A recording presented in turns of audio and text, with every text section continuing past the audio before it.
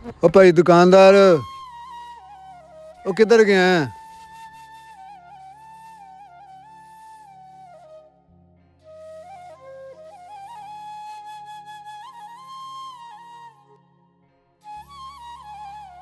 ਹਾਂਜੀ ਬਾਬਾ ਜੀ, ਆਇਆ 1 ਮਿੰਟ ਮੈਂ ਬਾਬੋ ਤੁਸੀਂ।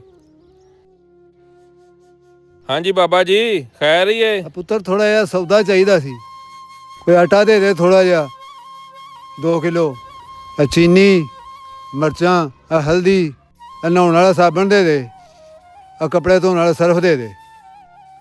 ਬਾਬਾ ਜੀ ਗੁੱਸਾ ਨਾ ਕਰਿਆ ਜੇ, ਤੁਹਾਡਾ ਪੁੱਤਰ ਕੱਲ ਦਾ ਡੱਕ ਗਏ ਐ। ਉਹਨੇ ਆਖਿਆ ਮੇਰੇ ਪਿਓ ਨੂੰ ਉਧਾਰ ਨਹੀਂ ਦੇਣਾ।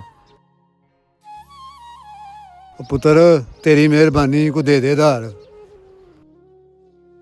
ਉਹ ਮੈਨੂੰ ਡੱਕ ਗਏ ਐ, ਉਹਨੇ ਆਖਿਆ ਮੇਰੇ ਪਿਓ ਨੂੰ ਉਧਾਰ ਨਾ ਦਿਆ ਜੇ। ਠੀਕ ਏ, ਮੈਂ ਇਕੱਲਾ ਨਹੀਂ ਖਵਾ ਸਕਦਾ, ਦੂਜਿਆਂ ਪੁੱਤਰਾਂ ਕੋਲ ਜਾਏ। ਉਹਨੇ ਆਖਿਆ ਮੇਰੇ ਖਾਤੇ 'ਚ ਉਧਾਰ ਨਹੀਂ ਦੇਣਾ ਅੱਜ ਤੋਂ ਬਾਅਦ।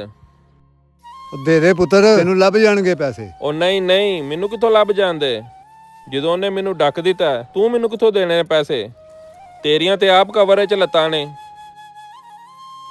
ਫਿਰ ਮੈਂ ਨਾ ਹੀ ਸਮਝਾਂ?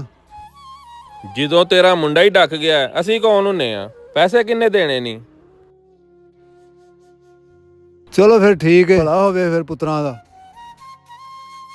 ਪੁੱਤਰ ਜੇ ਉਹ ਹੀ ਡੱਕ ਗਿਆ, ਤੂੰ ਹੀ ਮੈਨੂੰ ਦੇ ਦੇ ਕੋਈ ਸੌਦਾ। ਮੇਰੇ ਘਰ ਕੋਈ ਸ਼ੈ ਨਹੀਂ ਖਾਣ ਨੂੰ। ਬਾਬਾ ਜੀ ਤੁਹਾਨੂੰ ਇਸ ਗੱਲ ਦੀ ਸਮਝ ਨਹੀਂ ਲੱਗਦੀ ਐ। ਤੁਹਾਨੂੰ ਮੈਂ ਆਖਿਆ ਤੁਹਾਡਾ ਪੁੱਤਰ ਡੱਕ ਗਏ ਐ, ਜਾਓ ਕੰਮ ਕਰੋ ਜਾ ਕੇ। ਚਲੋ ਠੀਕ ਹੈ। ਟਾਈਮ ਜ਼ਾਇਆ ਕਰਦੇ ਹੋ ਪਏ, ਦੁਕਾਨਦਾਰੀ ਦਾ ਟਾਈਮ ਹੈ।